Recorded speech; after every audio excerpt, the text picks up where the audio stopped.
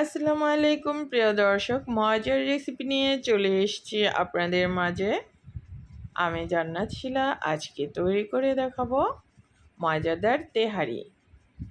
অনেক সুস্বাদু, অনেক মজার, তৈরি করলেই বুঝতে পারবেন কতটা মজার, কতটা সুস্বাদু।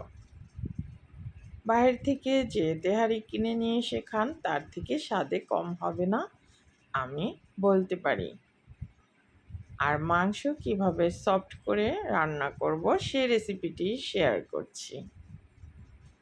হাত দিয়ে চাপ দিলে মাংসটা মিলিয়ে যাবে, সেরকম মাংস রান্না করেই তেহারিটা রান্না করব।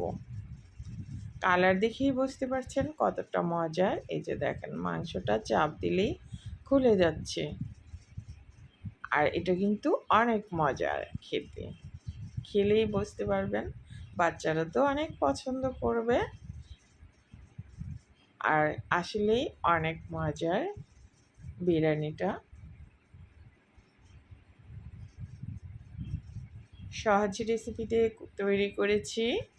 আর তেহারি রান্না কিন্তু অনেক সহজ, কিন্তু খেতে অনেক মজার।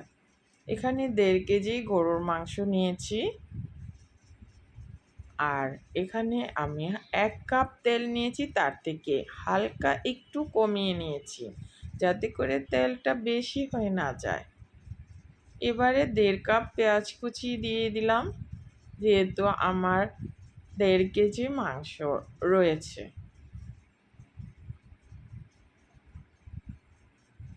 তেজপাতা দিলাম 7-8টার মতো, দারচিনি 4টা,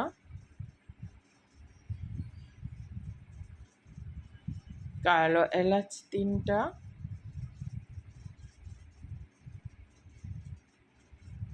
8-9টার মতো দিলাম সাদা এলাচ, জয়ত্রী 2টা ফুল দিলাম, আর হাফ চা চামচ কালো গোলমরিচ, আর লং দিয়েছি 7-8টার মতো। এবারে সব কিছু মিলিয়ে নিলাম। আর 10-12টা কাঁচামরিচ মাঝখান থেকে ভেঙে দিচ্ছি। তেহারিতে কিন্তু বেশি কাঁচামরিচ ব্যবহার করতে হয়, সেটা বলে যাবেন না। কাঁচামরিচই কিন্তু তেহারির স্বাদ, ফ্লেভার। এবারে সব মিলিয়ে নিলাম। এখন এই যে মাংসগুলো ছোট ছোট করে কেটে পরিষ্কার করে ধুয়ে পানি ছেঁকে রেখে দিয়েছিলাম। এখানে হাড় চর্বি সহই 1.5 কেজি মাংস রয়েছে। এবারে পেঁয়াজের সাথে মাংসটাকে মিলিয়ে মিশিয়ে নিলাম। মাংসটা রান্না হতে যতটুকু সময়ের প্রয়োজন ততটুকুই সময় বেশি লাগে। আর বিরিয়ানি রান্না হতে কিন্তু দেখবেন একটুও সময় লাগে না।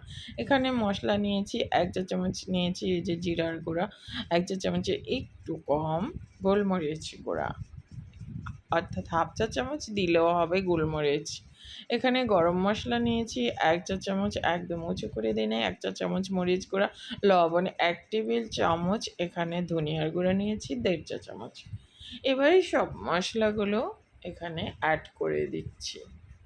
আমি ভাজা জিরার গুঁড়াটা নিয়েছি।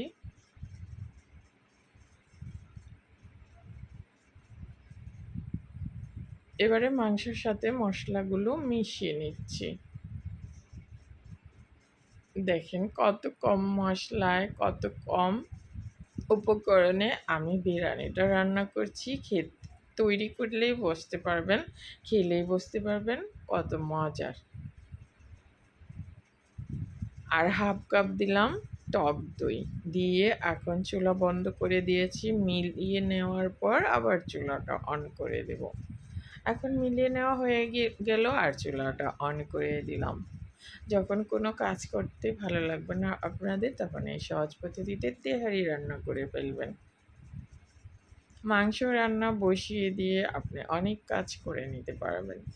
এখন মাংসটা এই যে রান্না করব। আমি আদা রসুন দিতে ভুলে গেছিলাম, তাই এখানে 3 টেবিল চামচ আদা আর রসুনের পেস্ট দিয়ে দিলাম। এবারে মাংসের সাথে মিলিয়ে মিশিয়ে নিচ্ছি আদা আর রসুনটাকে। এবারে ঢেকে ০.৫ ঘন্টার মতো মাংসটাকে চুলার আঁচে লো ফ্লেমে রেখে কষিয়ে নেব। কালার যেন চেঞ্জ না হয় আর পোড়া যেন না লেগে যায়, নিচ থেকে যেন না লেগে যায়, বারে বারে নেড়ে চেড়ে মাংসটাকে লো ফ্লেমে রেখে কষাতে হবে। আমি এই যে ০.৫ ঘন্টার মতো মাংসটা কষিয়ে নিয়েছি, তার ৫ মিনিট আগে আমি দিচ্ছি জায়ফল আর জয়ত্রী বাটা। হাফ জায়ফল আর ২টা জয়ত্রী ফুল এখানে একত্রে বেটে অ্যাড করে দিলাম।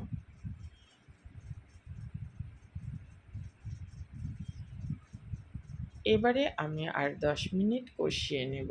এই যে দেখেন, অর্থাৎ ০.৫ ঘন্টা মাংসটাকে রান্না করে নিলাম, অর্থাৎ কষিয়ে নিলাম। এবারে গরম পানি অ্যাড করে দিচ্ছি। ৪-৫ কাপের মতো গরম পানি দিয়েছি। আমার চুলার হিট বেশি, তাই পানিটা একটু বেশি পরিমাণে দিলাম, কারণ মাংসটা তো সিদ্ধ হতে হবে। এবারে আমি এটা ৫০ থেকে ৬০ মিনিট রান্না করব। ১ ঘন্টা রান্না করলে মাংসটা একদম সফট হয়ে যাবে। ১ ঘন্টা মাংসটাকে রান্না করেছি, এবার ছেঁকে মাংসটাকে তুলে নিচ্ছি।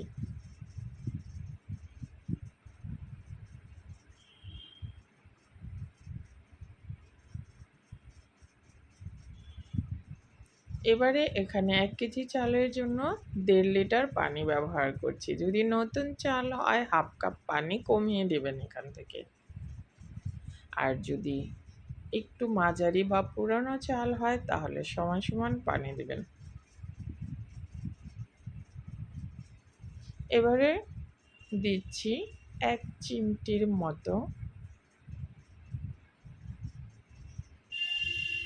১ চিমটি একদম টেস্টিং সল্ট। এটা কিন্তু রেস্টুরেন্টে ব্যবহার করা হয়ে থাকে। এতটুকু দিলে কোনো ক্ষতি হয় না, স্বাদ বৃদ্ধি পায়। আর ১/২ চা চামচ একটু গোলমরিচ গুঁড়া দিলাম। এবারে দিব ১ টেবিল চামচ লবণ।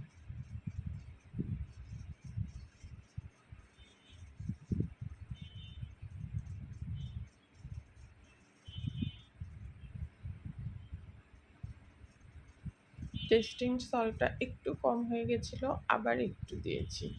এখন এই যে ১ টেবিল চামচ একদম উঁচু করে দেই নাই লবণ। দিয়ে এখন লবণটা টেস্ট করে দিবেন। পানিটা যদি ডার্ক মনে হয় একটু, তাহলে বুঝে নিবেন চালটা পারফেক্ট হবে। এখানে চাল ২০ মিনিট ভিজিয়ে রেখে দিয়ে ধুয়ে স্ট্রেনারে ঝরা দিয়ে রেখে দিয়েছিলাম। এবারে বলক আসার পর চালটা অ্যাড করে দিলাম। এবারে অনবরত নেড়ে চেড়ে দিতে হবে চালটা দেওয়ার পর, নয়তো কিন্তু তলানিতে চালটা লেগে যায়। এবারে বলক আসার জন্য অপেক্ষা করব। ঢেকে দিলাম আর বলক আসার জন্য অপেক্ষা করছি। এখন এই যে বলক চলে আসছে, আবার একটা নাড়া দিয়ে দিলাম। আর এখন এই যে হাই হিটে রেখে এই পানিটা টেনে যাওয়া পর্যন্ত রান্না করব। এখন কিন্তু চুলার আঁচ হাই ফ্লেমে রাখতে হবে। যখন অনেকটাই পানি টেনে গেছে, পানি চালের গায়ে গায়ে আছে, তখন মাংসটা দিয়ে একটা নাড়াচাড়া দিয়ে মিলিয়ে দিচ্ছি চালের সাথে। তেহারির মাংসটা কিন্তু পানি থাকতে থাকতে অ্যাড করতে হয়, তাহলে তেহারির স্বাদ পাওয়া যায়। তেহারির একেকটা রান্নার স্বাদ একেক রকম। আপনি যখন অন্যান্য বিরিয়ানিগুলো রান্না করবেন তখন কিন্তু পানি টেনে আসলে আমরা মাংসটা অ্যাড করি, আর তেহারির মাংসটা পানির সাথে অ্যাড করলে এটার স্বাদ আলাদা। এখন ১০-১২টার মতো আস্ত কাঁচামরিচ দিয়ে দিলাম আর পানি টেনে যাওয়া পর্যন্ত রান্না করেছি। এবারে দমে রাখবো। দেখেন পানি কিন্তু টেনে গেছে। এবারে একটা নাড়াচাড়া দিয়ে মিশিয়ে প্রথমে ৫ মিনিট দমে রাখবো।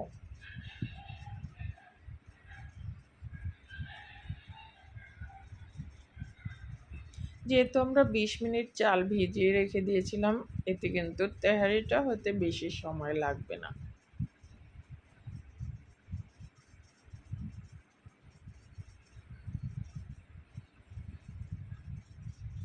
স্তূপ করে চেপে এটাকে দমে দিতে হবে। এখন ঢেকে ৫ মিনিট দমে রাখছি, ৫ থেকে ৬ মিনিট।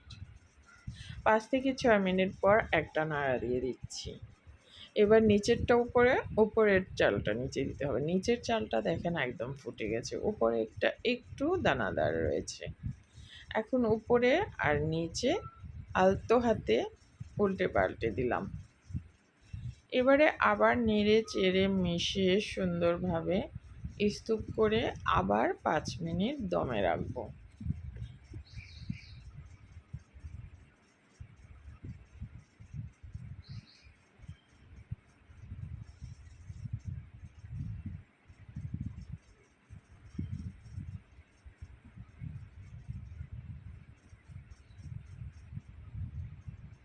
এবার আবার ৫ মিনিট পর এই যে দেখেন বিরিয়ানিটা একদম হয়ে গেছে, পারফেক্ট রান্নাটা হয়ে গেছে। এবারে পরিবেশনের পালা, গরম গরম পরিবেশন করবেন, সবাই খেয়ে খুবই পছন্দ করবে, বাচ্চারা বিশেষ করে পছন্দ করবে। বাচ্চারা খেলে ঝালটা একটু কমিয়ে দিবেন। আর অনেক মজার, বাচ্চারা দেখবেন এটাকে চেটেপুটে খেয়ে নেবে এই বিরিয়ানি। চাইলে একবার তেহারিটা ট্রাই করতে পারেন, দেখবেন রেস্টুরেন্টের মতোই স্বাদ পাবেন, তার থেকে কম হবে না, বেশি হবে। রেসিপি ভালো লাগলে ফলো সাবস্ক্রাইব করে নিয়মিত পাশে থাকবেন। আশা করছি মজার মজার রেসিপিগুলো পেতে আমার পেজটা ফলো করবেন আর ফলো সাবস্ক্রাইব করে দিবেন, এতে আমার রেসিপিগুলো সাথে সাথে আপনাদের কাছে পৌঁছে যাবে।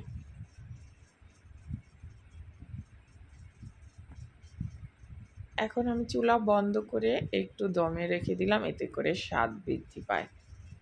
এখন দেখেন ঠান্ডা হওয়ার পর আমি আপনাদেরকে আবার একটু বিরিয়ানিটা দেখিয়ে দিলাম। এই যে দেখেন মাংসটা কিন্তু একদম পারফেক্ট সিদ্ধ হয়ে গেছে।